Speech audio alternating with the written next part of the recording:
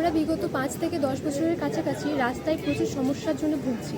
সেখানে ড্রেনের কোনো সংস্কার নেই। কোন রাস্তা? আমরা এই রাস্তাঘাট এবং তার সাথে যে পদ্মুরের সংলগ্ন যে মিলগুলো হয়েছে তাদের যে ওয়াস্ট ম্যাটেরিয়াল মানে ছাই, তারপরে জল, দূষিত জল, ওরা দূষিত জলগুলো কোনো রকমভাবে একদম মেন রাস্তায় ছেড়ে দিচ্ছে। রাস্তা এলাকায় মিলের দূষণ ও বেহাল রাস্তার প্রতিবাদে ক্ষুব্ধ হয়ে এলাকাবাসীর সমাধানের দাবিতে ভরতপুর বিডিও অফিসে স্মারকলিপি জমা দিল। মুর্শিদাবাদের ভরতপুর 1 ব্লকের আমলাই ও শিজগ্রাম অঞ্চলের মানুষ এবার নিজেদের এলাকা বাঁচাতে ও জনস্বার্থে পরিবেশ রক্ষায় সরাসরি প্রশাসনের দ্বারস্থ হলেন। গত বৃহস্পতিবার এলাকায় ক্ষুব্ধ বাসিন্দারা ভরতপুর বিডিও অফিসে গিয়ে একটি গণ আবেদনপত্র জমা দেন। তাদের মূল অভিযোগ, লোহাদহ নোনা ব্রিজ থেকে শিজগ্রাম মোড় পর্যন্ত সরকারি রাস্তার দুপাশে থাকা বিভিন্ন মিলের ছাই ও নোংরা বর্জ্য যথেচ্ছভাবে রাস্তায় ফেলা হচ্ছে। বাতাসে ওড়া এই ছাইয়ের কারণে সাধারণ মানুষের চোখ মুখে সমস্যা হচ্ছে, নষ্ট হচ্ছে কৃষি জমি ও পরিবেশ। শুধু তাই নয়, রাস্তার উপর বর্জ্যের স্তূপ ও ভারী গাড়ির পার্কিংয়ের কারণে প্রতিনিয়ত পথ দুর্ঘটনা ও যানজট লেগেই রয়েছে। অন্যদিকে পদ্মুর মোড় থেকে আমলায় হাটপাড়া পর্যন্ত রাস্তাটির অবস্থা অত্যন্ত বেহাল। সামান্য বৃষ্টি হলে ড্রেনের নোংরা জল রাস্তায় জমে নরককুণ্ড তৈরি হয়। অথচ এই রাস্তা দিয়ে প্রতিদিন স্কুল কলেজের ছাত্রছাত্রী থেকে শুরু করে সাধারণ মানুষ এবং পঞ্চায়েত অফিসের কর্মী যাতায়াত করেন। এই নরকযন্ত্রণা থেকে মুক্তি পেতে এবং দূষণ ছড়ানো মিলগুলির বিরুদ্ধে কড়া আইনি ব্যবস্থা ও দ্রুত রাস্তা ড্রেন সংস্কারের দাবিতে এলাকার মানুষ বিডিওর জরুরি হস্তক্ষেপ দাবি করেছেন। এ বিষয়ে মুখ্যমন্ত্রী ও জেলা শাসক সহ সমস্ত উচ্চপদস্থ দপ্তরে লিখিতভাবে জানানো হয়েছে।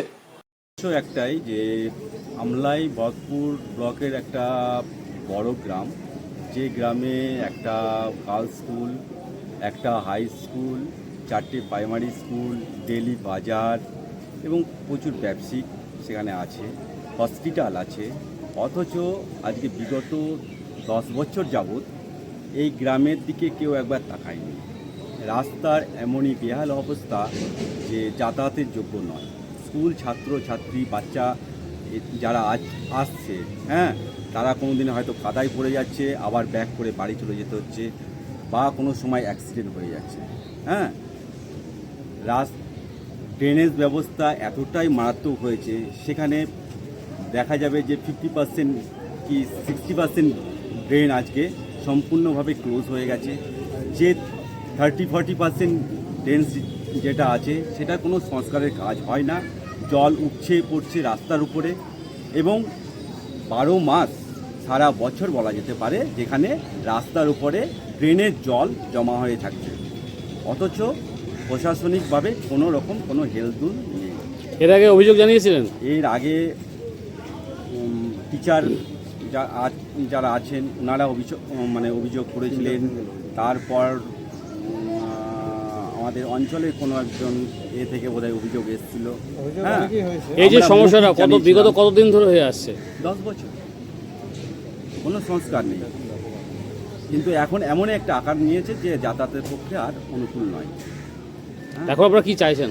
আমরা চাইছি যাতে সুব্যবস্থা হয়, সম্পূর্ণ রাস্তা যাতে ক্লিয়ার করে, মানুষজন ভালোভাবে যেতে পারে, বাচ্চারা স্কুলে যাচ্ছে সাইকেল নিয়ে যাচ্ছে, যাতে কোনো অ্যাক্সিডেন্ট না হয়। এটাই আমরা চাই। এই যে আপনারা যে আধিকারিককে অভিযোগ দিলেন, আধিকারিকের কাছে কি সদুত্তর পেলেন?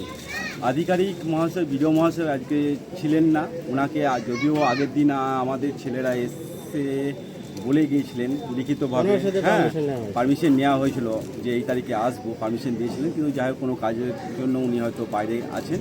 তো আমরা ওনাকে না পাওয়ার জন্য জয়েন্ট বিডিও সাহেবকে আমরা ডেপুটেশন বলবো না, পিটিশনটা আমরা দিলাম।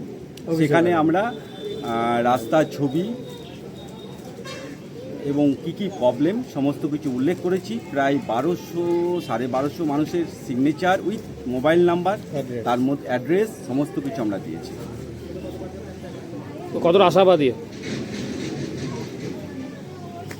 এটাই সময়ের অপেক্ষায় থাকলাম। আমরা দেখব কিছুদিনের কি হচ্ছে। আগামী দিনে কি পদক্ষেপ নেবেন রাস্তার না যদি আমরা 1 মাস দেখব, 1 মাসের মধ্যে যদি কোনো রাস্তার কোনো কাজ না হয় তো আমরা ঠিক করেছি, আমরা কোনো রকম কোনো খারাপ আমাদের মাইন্ডে নেই। আমরা সমস্ত স্কুলের ছাত্র ছাত্রী, টিচার্স, সাধারণ মানুষ, টোটো চালক, ব্যবসায়িক সমিতি সবাইকে নিয়ে আমরা শিজগ্রাম মানে ওটা মিলের কাছে, যেটা পদ্মুর মিলের কাছে। আমরা বিগত 5 থেকে 10 বছরের কাছাকাছি রাস্তায় প্রচুর সমস্যার জন্য ভুগছি। সেখানে ড্রেনের কোনো সংস্কার নেই। কোন রাস্তাটার জন্য ভুগছেন? আমলায় পদ্মুর থেকে শুরু করে হাটপাড়া অবধি কতটা রাস্তা? অনেকটা বড় রাস্তা। কত কিলোমিটার হবে? কত কিলোমিটার হবে? মোটামুটি 6 কিলোমিটার এরকম হবে। কতদিন যাবত থেকে ভুগছেন? 5 বছরেরও বেশি আমরা এই সমস্যায় ভুগছি।